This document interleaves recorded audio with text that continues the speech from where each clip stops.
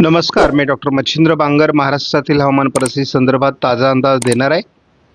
बंगालच्या उपसागरात एक कमी दाब तयार झाला असून याचा प्रभाव हा बंगालच्या उपसागराच्या उत्तरेकडील भागात सरकण्याची शक्यता आहे. यापूर्वी हा प्रभाव महाराष्ट्रासहित दक्षिण भारतावर निर्माण होईल असा अंदाज होता, परंतु तो आता बदललेला आहे. याच परिस्थितीमध्ये उत्तर भारतात एकापाठी एक WD येत आहेत. त्यामुळे बर्फवृष्टी उत्तर भारतात होते आणि त्या बाजूने येणाऱ्या वाऱ्यांमुळे भारतभर थंडीचं प्रमाण वाढलेलं असून थंडीची लाट सक्रिय आहे. सध्या महाराष्ट्रामध्ये थंडीची लाट कायम असून उद्या देखील थंडीचं प्रमाण महाराष्ट्रामध्ये अधिक असणार आहे, म्हणजे थंडीची लाट कायम आहे. थंडीच्या लाटेचा प्रभाव 20 तारखेपासून महाराष्ट्रामध्ये कमी होण्याची शक्यता आहे. थंडी 21 तारखेपासून महाराष्ट्रातून बऱ्यापैकी कमी होईल, थंडी संपणार नाही. साधारण 23 तारखेपासून पूर्व विदर्भात थंडीची लाट कायम राहणार आहे. थंडीचं प्रमाण 26 तारखेला पुन्हा वाढायला सुरुवात होईल. 26-27 अशी थंडीची लाट पुन्हा वाढणार आहे. त्यामुळे थंडीच्या प्रमाणात चढ उतार होत असले तरी विशेष पावसाचं वातावरण नसल्यामुळे थंडी वाढण्यास ती कारणीभूत ठरेल आणि दरवर्षीच्या तुलनेत यावर्षी ला निना कंडिशन असल्यामुळे थंडी सरासरीपेक्षा अधिक आहे. ज्यांनी या चॅनलला सबस्क्राईब केलं नसेल, दररोज व्हिडिओ बघतात, त्यांनी देखील या चॅनलला सबस्क्राईब करायचा प्रयत्न करा की जेणेकरून तुम्हाला दररोजचं नोटिफिकेशन येईल आणि तुम्हाला नवीन अपडेट हवामानाविषयी समजेल. आपण बघतो बंगालच्या उपसागरामध्ये तयार झालेल्या कमी दाबाचा प्रभाव महाराष्ट्रावर पडून महाराष्ट्रामध्ये जोरदार पाऊस आठवडाभर पडेल अशा प्रकारचे अंदाज आपण देखील दिलेले होते आणि अनेक तज्ज्ञांनी दिलेले होते. मात्र यामध्ये आता बदल झालेला आहे. साधारण पुढील 2 दिवसात हे बंगालच्या उपसागराच्या उत्तरेला सरकेल असा अंदाज आहे आणि बंगालच्या उत्तरेला सरकल्यामुळे ओरिसा, पश्चिम बंगाल, पूर्वेकडील काही राज्यांमध्ये याचा प्रभाव पडेल आणि ते विरुद्ध दिशेने निघून जाईल.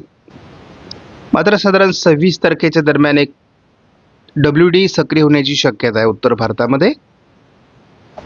आपण 27 तारखेला बघतो की WDचा प्रभाव वाढल्यामुळे उत्तर भारतात आणि मध्य भारताच्या काही भागामध्ये, काही राज्यांमध्ये जोरदार पावसाळी वातावरण तयार होईल. त्यामुळे थोडं महाराष्ट्रामध्ये वातावरण बदलू शकतं. आपल्या सर्वांना माहिती आहे की आपण ECMWF मॉडेलवर अधिक विश्वास ठेवतो. सध्या बंगालच्या उपसागरामध्ये विशाखापट्टणमच्या दरम्यान कमी दाबाचा प्रभाव आहे.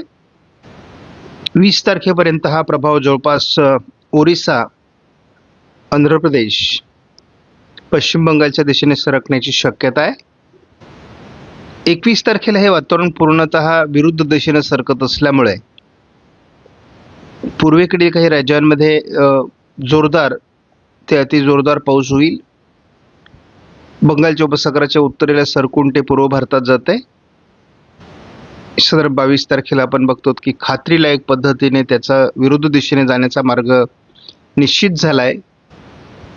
23 ते 26 तसं फारसं पावसाळी वातावरण भारतामध्ये असणार नाही. मात्र 27 तारखेला WD तीव्र स्वरूपामध्ये उत्तर भारतामध्ये येणार आहे.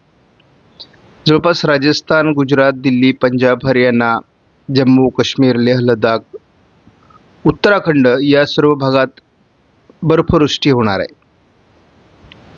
त्याच्यामुळे गुजरातच्या आणि राजस्थानच्या भागात सुद्धा गारपिटीची शक्यता आहे. त्याच दरम्यान पुन्हा एकदा बंगालच्या उपसागराच्या दिशेने एक कमी दाबाचं क्षेत्र हलक्या स्वरूपात तीव्र होणार आहे आणि हे महाराष्ट्रावर हलकासा परिणाम करणार आहे.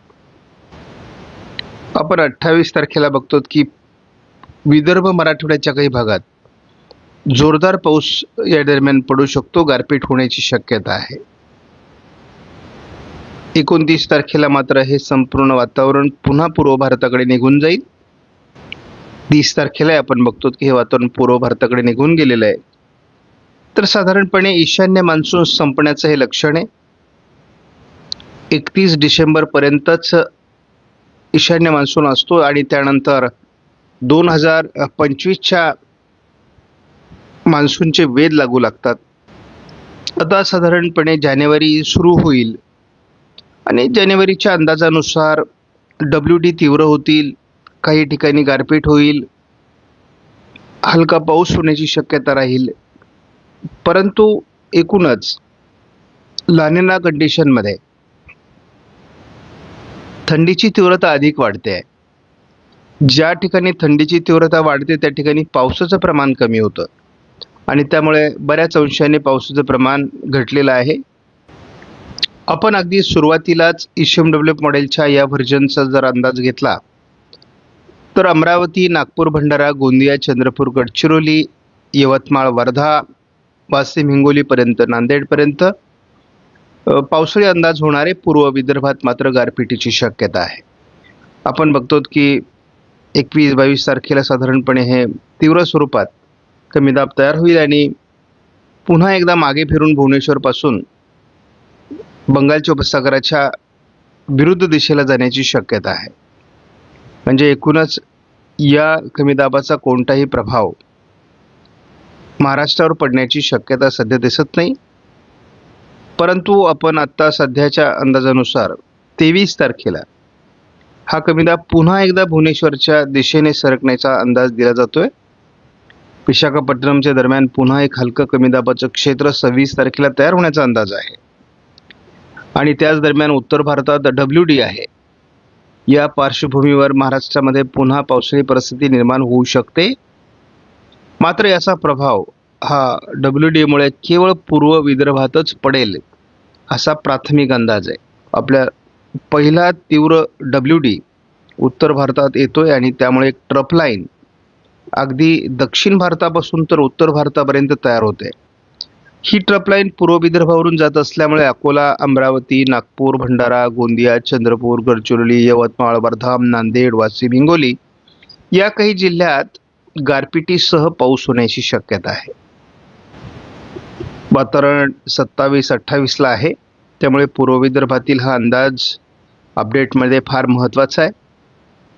28 तारखेनंतर मात्र हे संपूर्ण वातावरण पूर्व भारताकडे निघून जाईल आणि एक जास्त थंडीचं वातावरण तयार होईल. आज महाराष्ट्रामध्ये सरासरी 13 ते 14 अंश सेल्सिअस तापमान काही भागामध्ये, पूर्व विदर्भात गोंदियामध्ये 10 अंश सेल्सिअस तापमान आहे. 29-30च्या दरम्यान WD निघून गेल्यानंतर थंडीची लाट पुन्हा सुरू होणार आहे आणि बहुतांश जिल्ह्यांमध्ये महाराष्ट्रात 11 अंश सेल्सिअस पर्यंत तापमान घसरणार आहे. गोंदियात ते 9 अंश सेल्सिअसवर येणार आहे. साधारण 31 तारखेला थंडीच्या लाटेच्या तीव्रता एवढी वाढते की नागपूर आणि गोंदियामध्ये, गडचिरोलीमध्ये 9 ते 8 अंश सेल्सिअसच्या दरम्यान थंडीचा प्रभाव वाढणार आहे. त्यामुळे कडाक्याची थंडी महाराष्ट्र अनुभवणार आहे आणि मी यापूर्वीच सांगितलेलं आहे की पावसाचं प्रमाण जर कमी झालं तर थंडीची तीव्रता खूप वाढणार आहे. त्यामुळे आपण 1 जानेवारीलाही बघतो की गोंदियामध्ये 9 अंश सेल्सिअसची नोंद होणार आहे. त्यामुळे साधारणपणे महाराष्ट्रामध्ये थंडीची लाट डिसेंबरच्या शेवटी आणि जानेवारीच्या सुरुवातीलाही असणारच आहे.